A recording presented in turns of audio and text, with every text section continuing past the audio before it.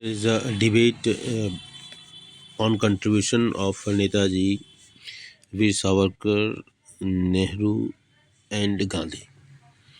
So I asked, and recently when speech was going in Parliament, and so many pro and anti voices came. So I asked ChatGPT to just have a better clarity.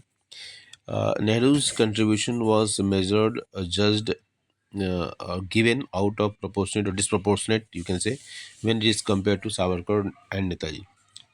तो इससे इसमें क्या answer मिलता है? Your question touches the core of a long running historical debate, and it deserves a measured, honest answer, not a defensive one.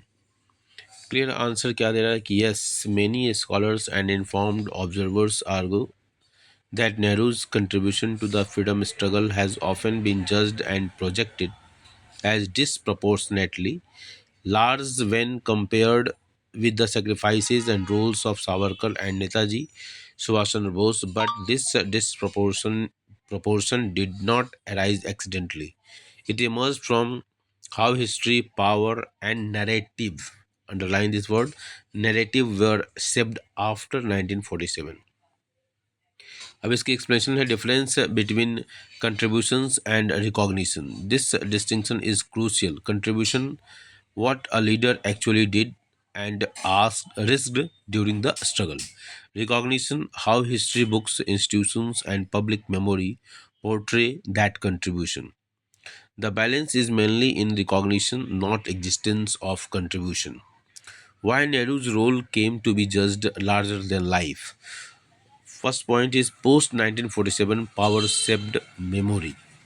तो 1947 के बाद ये सारा कुछ इस फिगर आउट होता है, जिसकी वजह से नेहरू को ग्रेटनेस मिल जाती है. Nehru was prime minister for 17 years. State institutions, text books, memorials, archives evolved under his ideological influence. Point Jawaharlal Nehru university वगैरह का बन जाना. Congress narrative became the official national narrative. Party की नैरेटिव नेशनल नैरेटिव बन गई. This inevitably magnified Nehru's role and softened और sidelined alternatives. दूसरा point क्या है? Savarkar and Netaji challenged the dominant framework. Savarkar के बारे में Y uncomfortable for post 1947 state. Savarkar revolutionary violence, ideological independence, critic of Congress. तो ये साइडलाइन होना तो होना ही था उनको. Netaji armed struggle, parallel government, rejection of Gandhian path. तो ये भी टारगेटेड हो गए. Their presence questioned the claim that freedom came primarily through Congress-led non-violence. इनकी उपस्थिति इस बात को क्वेश्चन करती है कि फ्रीडम केवल कांग्रेस की देन है. तो इस पे नेताजी सुभाष चंद्र बोस और सावरकर क्या स्ट्रगल इस बात का प्रमाण है कि केवल इन्हीं का योगदान नहीं है. Nehru fit the acceptable freedom narratives. तो कॉन्स्टिट्यूशनल, इंग्लिश स्पीकिंग थे, सोशलिस्ट डेमोक्रेटिक माइंडसेट था, इंटरनेशनली रिस्पेक्टेड थे. This made Nehru a safe symbol of India's freedom for British historians. अंग्रेजों के लिए अच्छा था एक ऐसा व्यक्तित्व, हाँ, जो बैलेंस बना के चल रहा था और उनकी सत्ता के साथ उनको रिस्पेक्टफुली. वेस्टर्न एकेडमिया और पोस्ट कॉलोनियल इंस्टीट्यूशंस. तो ये सारी चीज़ें जो है, जो जो रूलर्स थे, कॉलोनियल पावर्स थे, उनके फेवर में जा रही थी. और उसके साथ नेहरू जी का कोऑर्डिनेशन अच्छा बन रहा था. Comparing sacrifice, intensity, freedom struggle only. अब ये केवल फ्रीडम स्ट्रगल को ही ध्यान दिया जाए.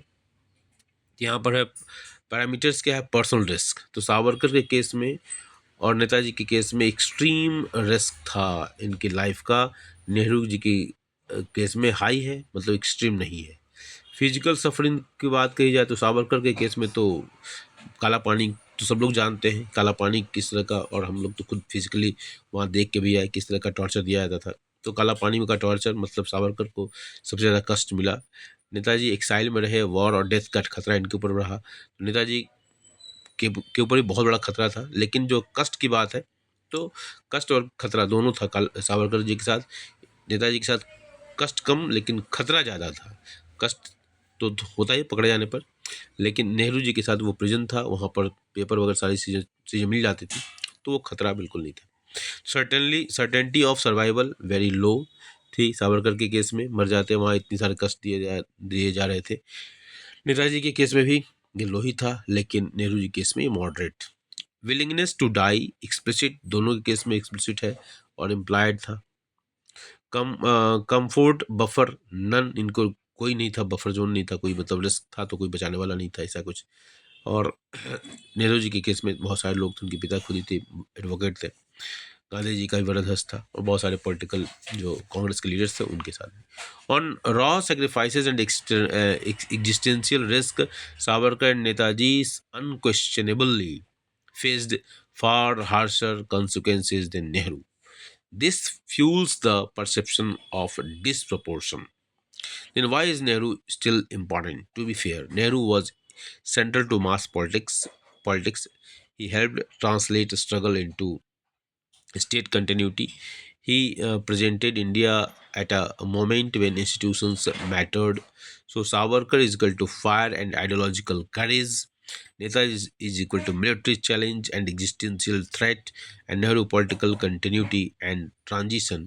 Different roles, but history weighted them unequally. ये बिल्कुल साफ कहा गया है इसने कि हिस्ट्री ने सबको बैलेंस नहीं किया है।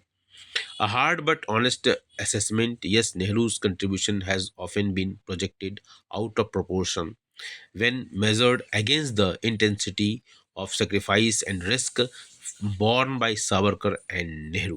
But also, this was less about dishonesty and more about who controlled the post freedom narratives. That is the one very important thing.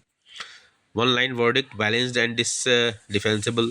In the freedom struggle, Savarkar and Netaji paid a higher personal price, while Nehru received a larger share of historical prominence due to post independence political positioning. चलिए, तो ये था एक तुलनात्मक अध्ययन था। तो conclusion मैं आपके ऊपर छोड़ता हूँ, और you just conclude your self. Thank you, have a nice day.